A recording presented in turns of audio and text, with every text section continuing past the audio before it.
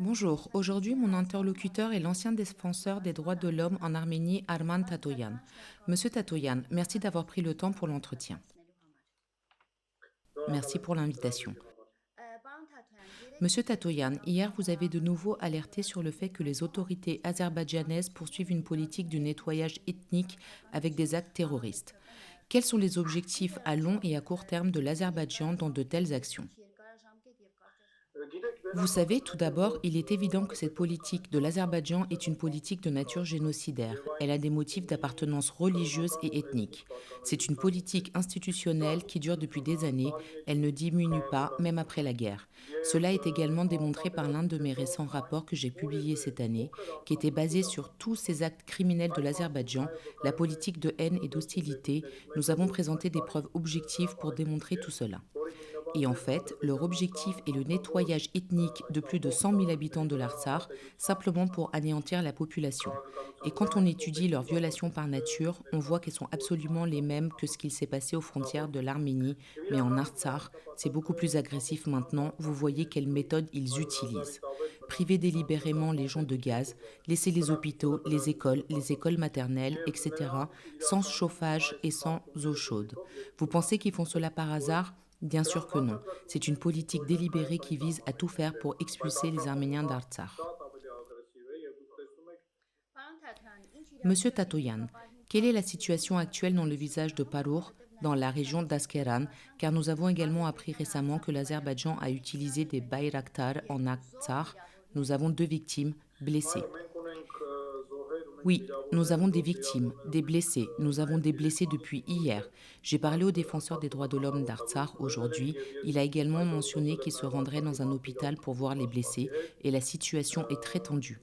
Ils ont pris le village de Parour et d'autres zones adjacentes sous leur contrôle. C'est très dangereux du point de vue de la sécurité des habitants, car il y a aussi un problème de sécurité stratégique. En fait, la présence des forces armées azerbaïdjanaises en général dans le voisinage de nos villages, près des habitants, est déjà une violation du droit de vie humain. Cela est clairement prouvé par toutes les autres demandes internationales de la Cour européenne.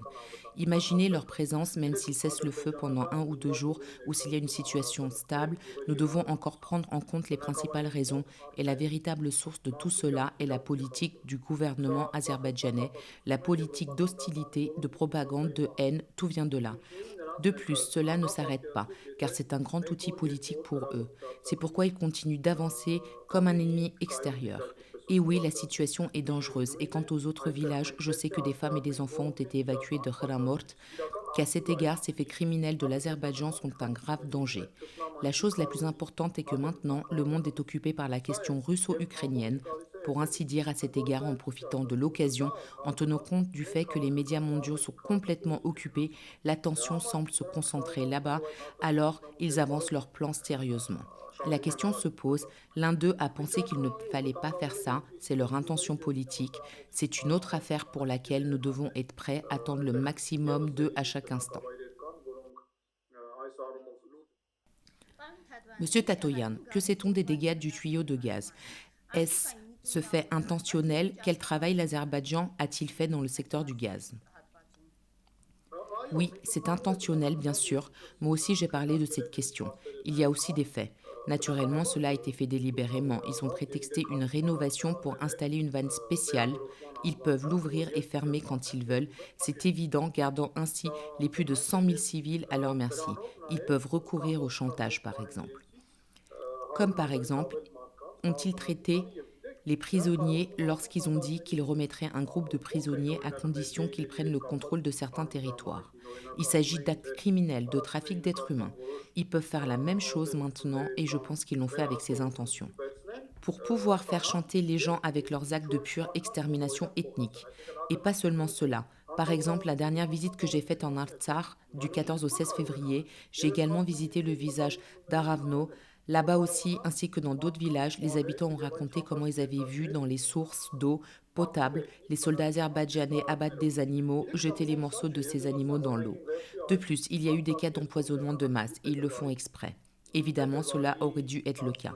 Vous savez ce que font les autorités azerbaïdjanaises, falsifiant, faisant semblant d'être pacifiques pour cacher leur vrai visage au monde, faisant des déclarations de paix, mais vous voyez ce qu'il se passe. Il est évident qu'ils n'ont aucune intention d'être pacifiques et se sont toujours présentés au monde paisiblement pendant des années, mais bien sûr c'est faux.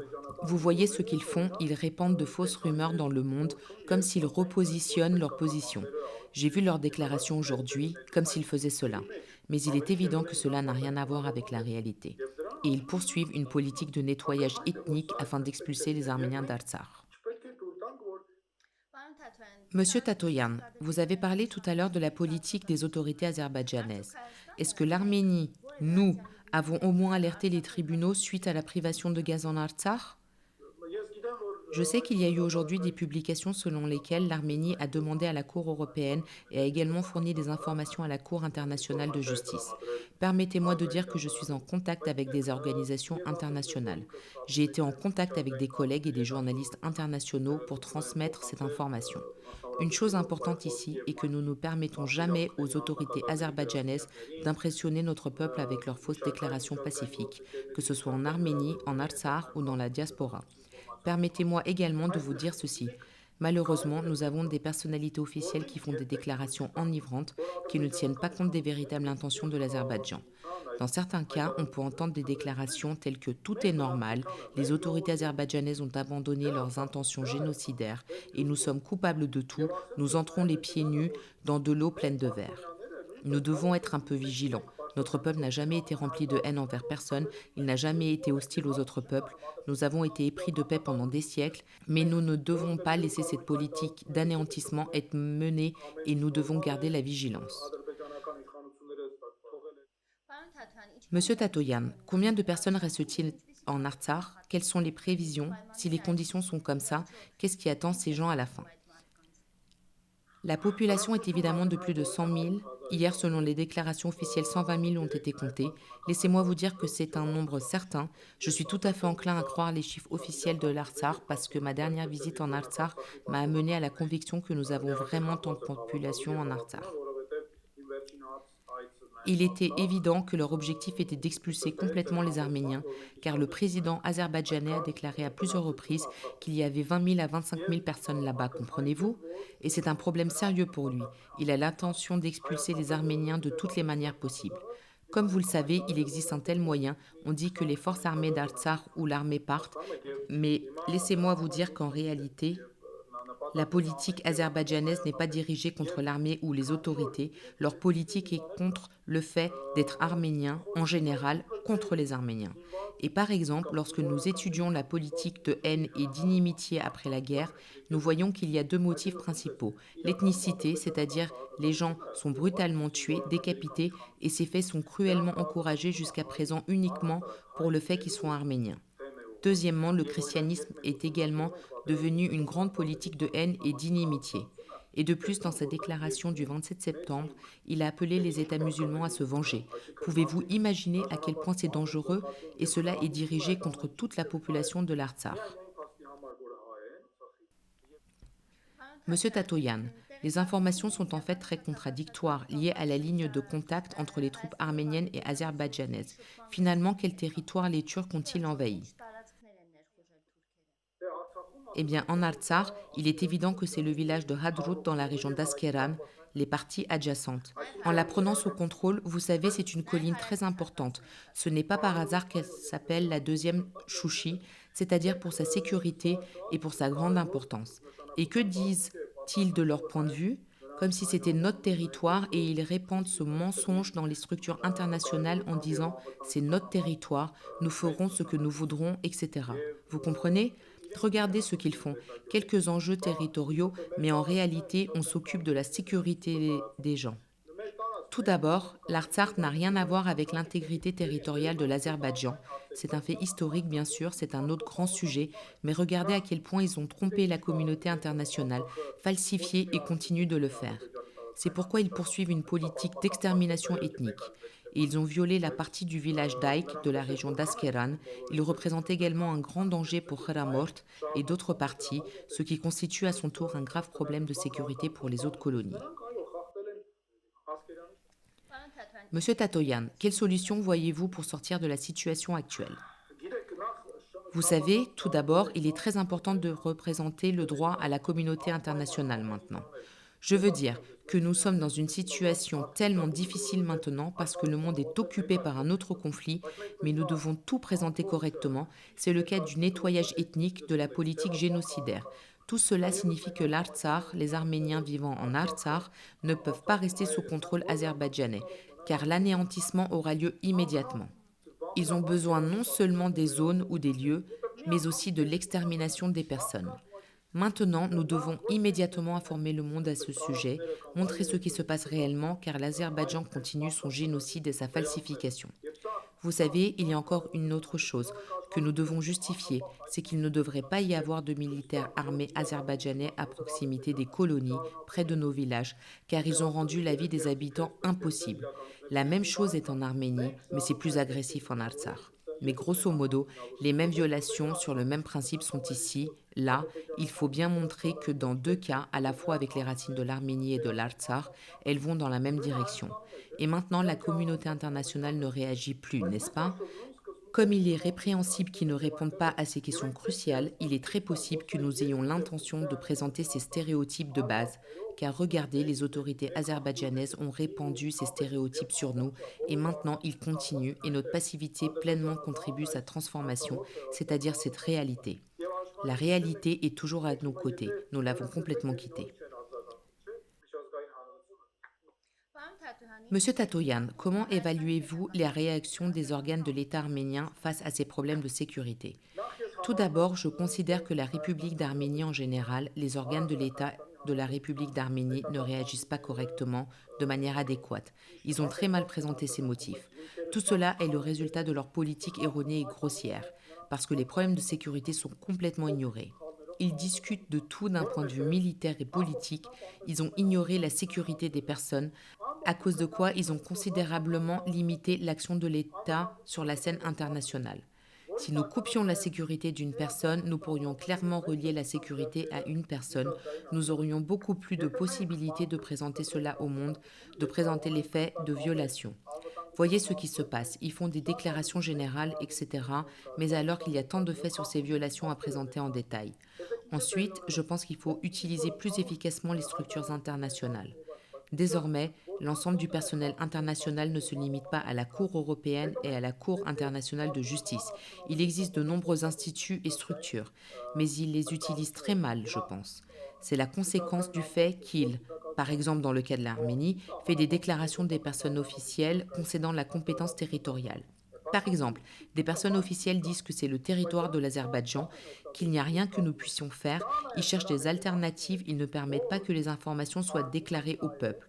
Et je pense aussi aux structures internationales. Qu'est-ce que cela veut dire? L'Azerbaïdjan saisit l'occasion et il présente tout en sa faveur. Il dit que tout est normal, qu'ils veulent la paix, mais que dit l'Arménie?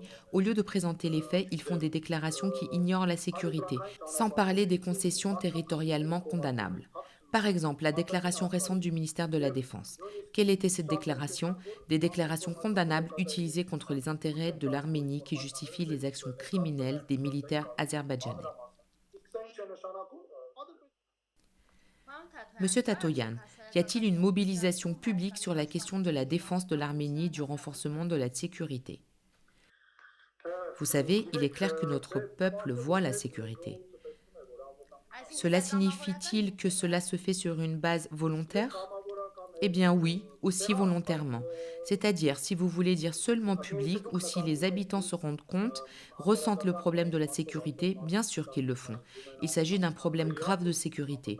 Ou l'autre question par exemple, j'ai vu qu'il y a une participation de volontaires en Artsakh, des habitants étaient allés participer à la défense du village, etc. Mais vous savez, malgré la participation du public et des volontaires, le rôle de l'État est très important ici. C'est pourquoi je dis qu'il faut présenter clairement au monde ce qui se passe, parce que l'Azerbaïdjan utilise ses avantages dans sa sphère militaro-politique, n'est-ce pas? Après la guerre, vous voyez ce qu'ils font. C'est pourquoi nous ne devons pas le permettre. Nous devons le contrebalancer au moins à l'aide des structures internationales. Sinon, nous devenons victimes d'intérêts géopolitiques. Les petits États sont victimes de tels processus. C'est pourquoi, dans les petits pays comme l'Arménie, il existe des procédures internationales. Nous devons les utiliser beaucoup. Les faits, les violations, afin de pouvoir les présenter à la communauté internationale. Car la communauté internationale, désolée, ne connaît pas les détails. Alors que fait l'Azerbaïdjan? Il isole l'Artsakh du monde. C'est très important et nous ne devons jamais oublier que l'Artsakh n'a rien à voir avec l'intégrité territoriale de l'Azerbaïdjan. Nous avons laissé ces dispositions de base et nous nous occupons d'autres questions et entre-temps, l'Azerbaïdjan convainc déjà le monde que la question d'Artsakh est une petite question territoriale interne de l'Azerbaïdjan, que c'est un problème entre deux peuples, mais nous allons résoudre notre problème entre nous. Monsieur Tatoyan, il y a beaucoup de personnes concernées ici dans la diaspora qui sont vraiment préoccupées par la situation, mais qui ne reçoivent pas de signaux de l'Arménie sur la manière d'agir. Peut-être que votre parole est un signal sur la façon dont ils peuvent être utiles dans le partage des informations et dans la plateforme de publication. Vous savez, je pense que la diaspora arménienne a un grand rôle du partage d'informations, mais malheureusement, le potentiel de la diaspora arménienne n'est pas utilisé comme raison, et je suis personnellement d'accord avec cette question. Et je sais que nous avons beaucoup de patriotes, des personnes de la diaspora, de bonnes structures dont le potentiel malheureusement n'est pas utilisé. Et nous devons renforcer notre coopération. Je ne parle pas de ces cas individuels, des individus, etc. Mais je parle de travail systématique. À mon avis, le rôle de la diaspora est très important, surtout maintenant dans le travail de partage d'informations car les autorités azerbaïdjanaises, en coopération avec les autorités turques, bloquent souvent les plateformes et les opportunités. Et la diaspora est une opportunité supplémentaire de soutenir cette problématique par ses médias, ses connexions, son implication dans les structures internationales, pour que ce problème se partage encore plus. Il ne laisse pas que notre problème soit ignoré à cause de ces derniers problèmes ukrainiens. Je vous remercie, Monsieur Tatoyan. Permettez-moi de vous rappeler que je parlais à l'ancien défenseur des droits de l'homme en Arménie, Arman Tatoyan.